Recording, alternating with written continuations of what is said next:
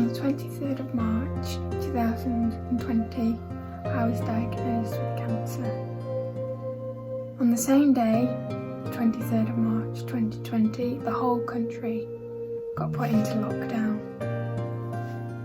I just felt my world just crumbled because I wasn't able to see my family. I still haven't seen my family since I've been diagnosed. And it's just been a whirl. I'm very thankful for my husband Murray, who's been brilliant looking after me through my operation that I had and feeling poorly after my operation. So I first discovered my lump in January, towards the end of January, and it was in my neck and it was very small. You could barely notice it. I noticed it, obviously because of my body.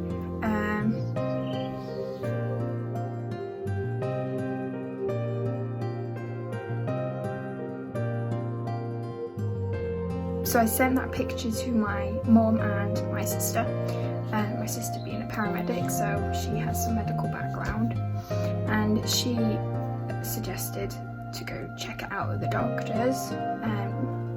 So that's what I did, and they sent me, and then he checked my body for any more lumps, and he did find more in my neck, which I couldn't feel. I only thought I had one, but he found more in my neck. So at that point he sent me for a blood test, which I went straight away, and that came back abnormal. So he sent me for another one, which also came back abnormal. So he then called me into the doctor's surgery to talk about my results and what the next step is going to be. So he referred me to the cancer 2-week waiting list, which I was then seen within the next week. So it all happened very quickly, and I didn't know what was going on half the time. I didn't think it was anything as serious as that because I felt fine in myself. I went to work because I just love my job, and I didn't feel unwell, so I was being quite positive because I don't feel like I've got cancer. I feel fine. So I think that's the hard part, feeling normal, but knowing that you have got it. So I went to the hospital and they did 3 checks on me. So they put a camera down my nose and throat. They did an ultrasound of my neck, and then they did a fine needle biopsy, which is a needle that went into my neck here, and they took some cells out to go and test them. So it was all fine. It didn't hurt. Made my eyes water a little bit. And then the following week I went back for my results, which obviously it wasn't good, but it wasn't bad because they didn't know yet. They weren't sure what it was still. So the investigations they did the previous week didn't diagnose anything. So the doctor said that I would need an operation to remove one of the lymphs in my neck. So I had that done 10 days later. So again, it was all really quickly.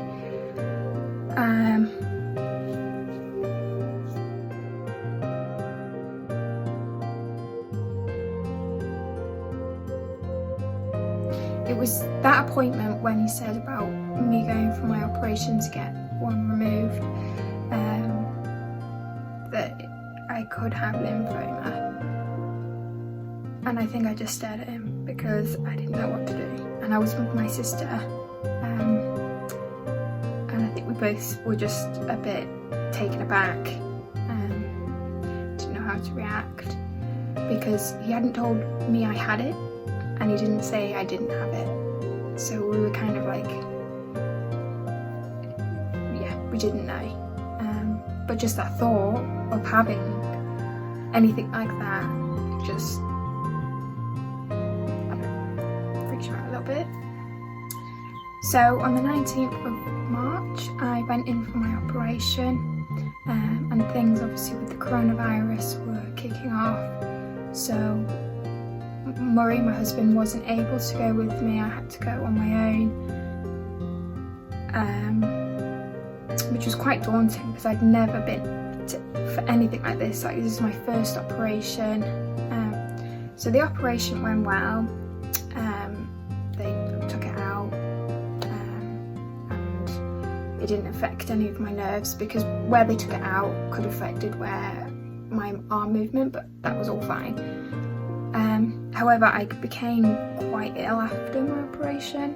I don't know if it was, I think it was shock, because my whole body just started to shake, and I developed a temperature, which obviously at that time, this time now, it's a bit scary, but it was only because my body was in shock.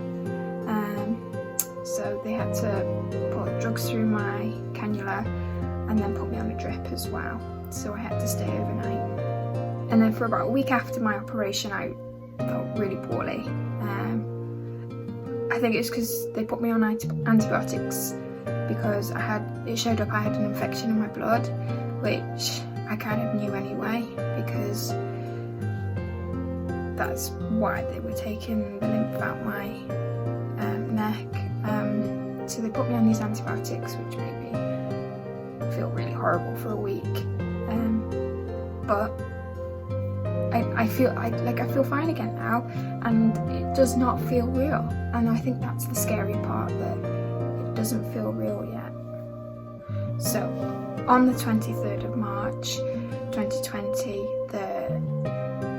I had to go back to the hospital, and I was given my diagnosis of having Hodgkin's lymphoma.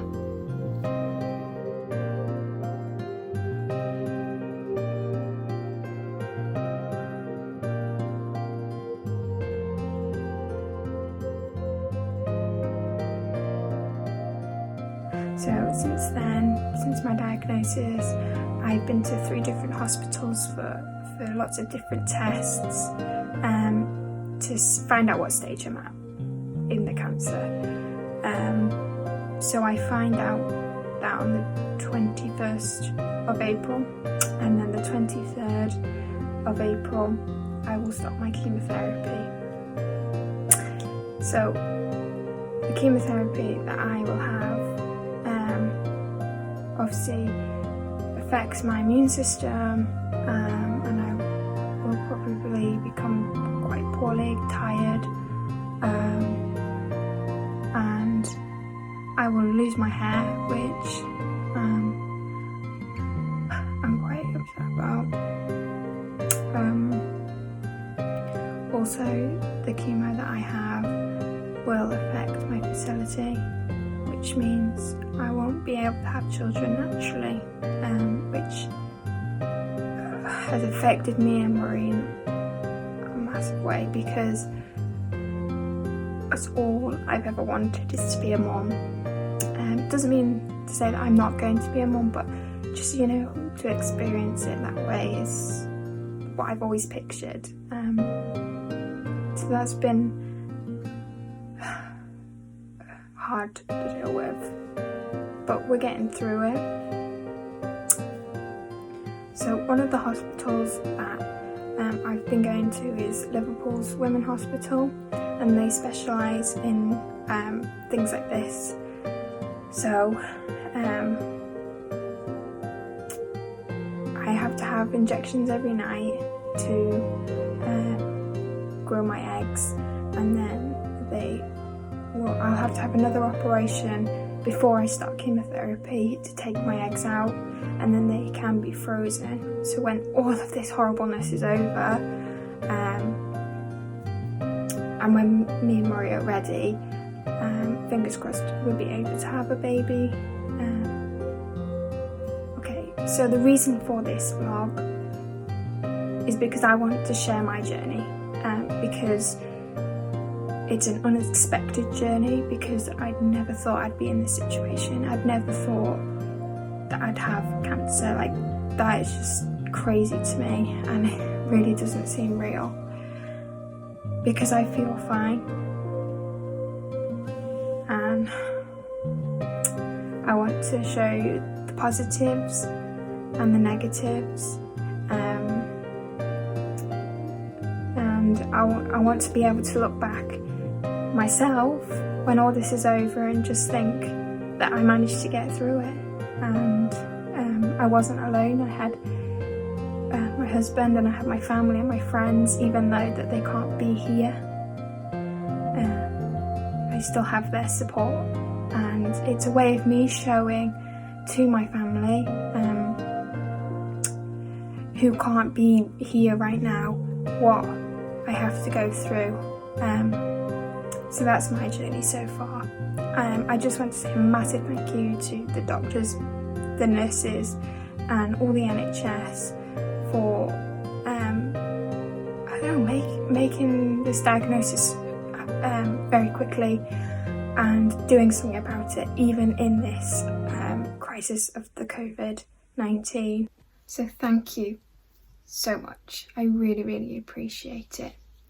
And this is only the beginning of my journey.